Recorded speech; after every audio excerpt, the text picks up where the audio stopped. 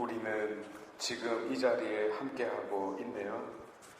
좋아하는 이들도 있겠고 별로 마음에 들지 않는 이들도 있겠으나 그 모든 것을 넘어서 현재 함께하고 있습니다. 이를 가능케 하는 것은 바로 신앙입니다. 신앙 때문에 우리가 여기 모여 있습니다. 그런데 이 신앙은 우리 모두가 물려받았습니다. 곧 전통 안에서 전수받은 것입니다. 그러니 이 신앙은 얼마나 소중한 보배인가요? 사도 바울께서는 오늘 데살로니가 교회 성도들에게 전통을 굳게 지키라고 가르칩니다. 그런데 복음의 예수님께서는 전통을 다 때려 부수고 있네요. 어떻게 해야 하나요? 하여 오늘은 독서와 복음이 외적으로는 서로 충돌하나 내적으로는 서로 충돌하지 않음에 대하여 말씀드리고 싶습니다. 옛날 위대한 랍비가 한 사원에 들어가면서 개 한 마리를 데리고 다녔습니다. 개는 사원에 들어갈 수 없으니까 밖에 묶어두고 끝나면 다시 데리고 가곤 했습니다. 위대한 랍비의 개라서 사람들도 그 개를 아주 이뻐했고 아무도 함부로 대하지는 않았습니다. 그러다 시간이 흐르자 존경받던 위대한 랍비는 수많은 애도 속에 세상을 떠났습니다. 그 개도 죽었겠죠. 그런데 그 개를 묶어두었던 줄은 그대로 있었습니다. 처음 사람들은 그것이 무엇인지 잘 알고 아무도 손대지 않았습니다. 오히려 랍비의 흔적을 느끼고자 그 줄을 예쁘게 색칠을 했어요.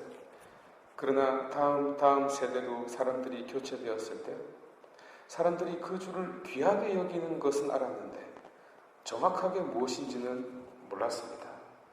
그래서 황금으로 도배를 했습니다. 그리고 그 황금줄은 조상 때부터 내려온 귀한 보물이 되었습니다. 전통이란 무엇일까요?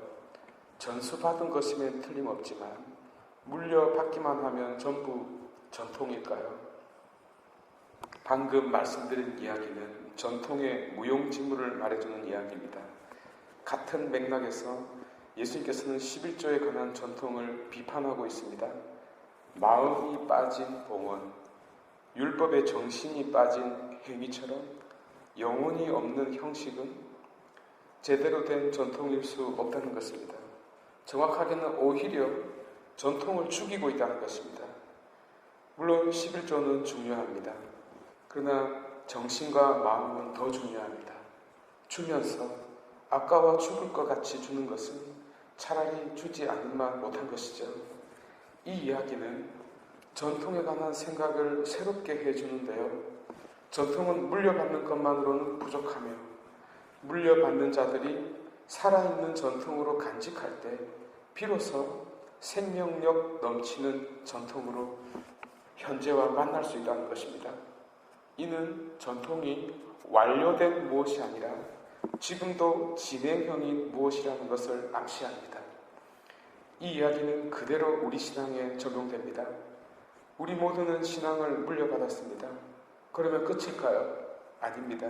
우리 시대에 우리가 이 신앙을 살아있는 전통으로 간직하지 못한다면 죽어버린 전통을 붙잡고 자랑스러워하는 바리사이들과 무엇이 다르겠습니까?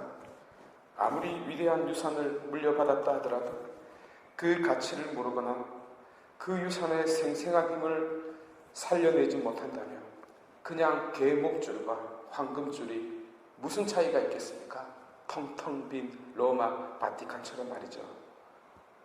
그저 금값의 차이밖에는 아무 차이가 나지 않네요.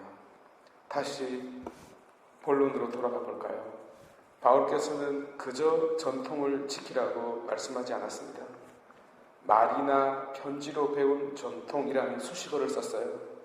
그 말씀 지금도 우리를 부르고 있고 은총으로 격려하고 있으며 희망을 주고 있다고 말씀하십니다. 그냥 물려받은 것이 아닙니다. 이 전통은 우리로 하여금 그리스도의 영광을 차지하게끔 활동하고 있습니다. 살아 있습니다. 개 목줄에 황금칠을 한다고 하여 전통이 아니죠. 호박에 줄 끊는다고 수박이 되지 않는 것 같네요. 11조를 한다고 하여 칭찬받는 것도 아니고요.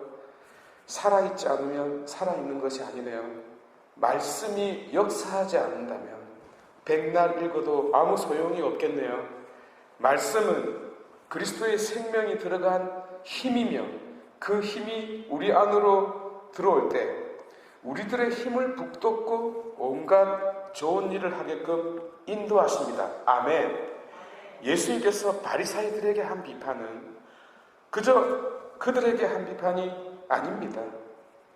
우리 인간은 언제나 정조하게 되고 안조하게 되고 편안함을 추구하는 경향이 있습니다. 이게 나쁜 것은 아닌데요.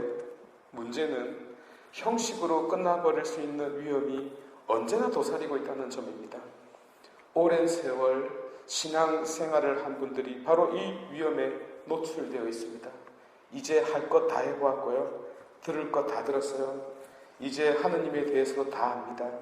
그렇게 뜨겁게 불타올랐던 열정도 이미 식은 지 오래되었고요. 왜 이런 현상이 생겼을까요? 내가 살아있는 전통으로부터 생명을 얻지 않았기 때문에 그러합니다.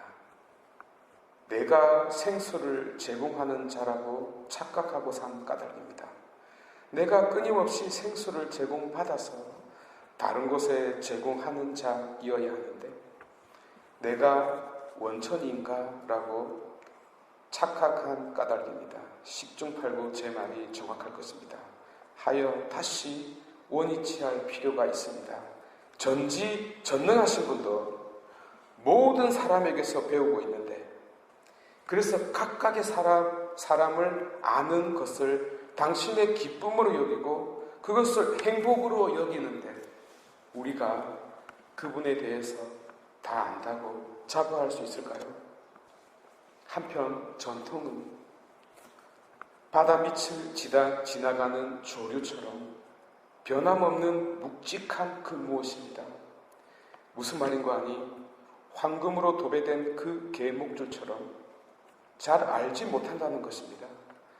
하여 함부로 치울 수 없는 것입니다.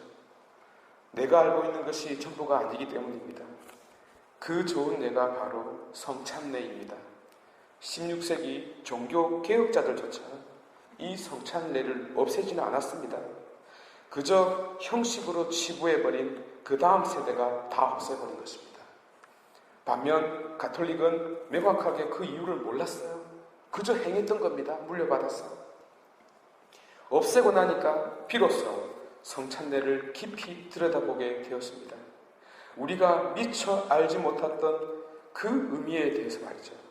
그래서 더더욱 성찬례는 가톨릭 전례 한가운데로 들어오게 된 것입니다. 500년이 지난 오늘날 이제 프로테스탄트조차 이 성찬례를 거행하고 있습니다. 그저 형식이 아니라는 것을 알게 된 것이죠. 빵과 포도주가 높이 들려질 때 우리에 대한 그리스도의 사랑과 희생이 현재형으로 거행된다는 것을 깨닫게 된 것입니다. 그 빵과 포도주를 나누어 먹을 때 우리 모두가 한 가족으로 연결된다는 것을 깨닫게 된 것입니다. 전통이 바로 이런 무게를 지니고 있어요. 하여 이런 결론을 내릴 수 있겠네요. 전통을 함부로 평가해서는 안 된다는 것. 동시에 그 안에 숨어있는 의미를 찾아야 한다는 것. 이는 전통을 소중히 간직해야 한다는 것을 의미할 뿐만 아니라 동시에 살아있는 보물로 가꿔야 한다는 것을 아울러 의미하고 있다는 사실 말이죠. 여러분, 우리가 전수받은 모든 것은 전통 안에 있습니다. 만약 교회가 없었다면 성경도 없었습니다. 성경이 없었다면 신앙도 없었습니다. 신앙이 없었으면 그리스도의 희생도 무의미해졌을 것입니다. 이 모든 것을 살려내고 간직한 것이 바로 전통입니다. 그리고 전통은 신앙 안에서 언제나 새로운 옷을 입습니다.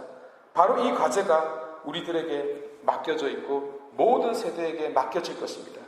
하여 우리의 신앙이, 우리의 삶이, 우리의 소명이 얼마나 지대하고 고귀하고 시급한 사명인가요? 그 생명력이 우리에게 달려 있으니까요.